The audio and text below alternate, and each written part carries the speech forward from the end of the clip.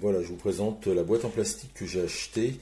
Bon, celle-là, elle n'est pas sur Amazon, mais peu importe. C'est juste pour vous montrer que, voilà, ça permet de regrouper tous mes accessoires, les fameuses notices, brochures de la yaourtière.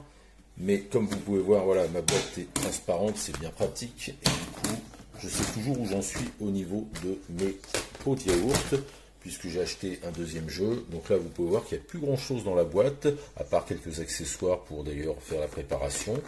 Les accessoires aussi pour la faisselle. Les fameux couvercles qui, bon, une fois sont propres, nettoyés, bah, restent justement dans cette boîte hermétique. Et bien sûr, vous allez me dire, eh bien, où sont les pots de yaourt? Je vais vous montrer ça tout de suite au frigo. Voilà, les yaourts préparés, toujours en avance.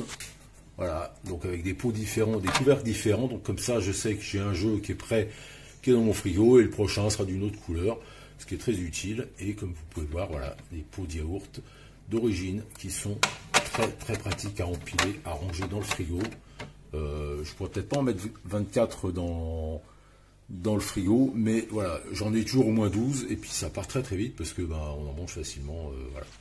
Donc je vous conseille vraiment quand vous achetez cette yaourtière de prévoir un deuxième jeu, voire troisième jeu, pourquoi pas si vous avez de la place, pour faire d'autres fournées, parce que quand elle est finie, c'est dommage de devoir attendre de les laver pour pouvoir en faire une autre. Vous programmez ça bien avant d'avoir fini votre réserve au frigo, et comme ça vous ne manquez jamais de yaourt.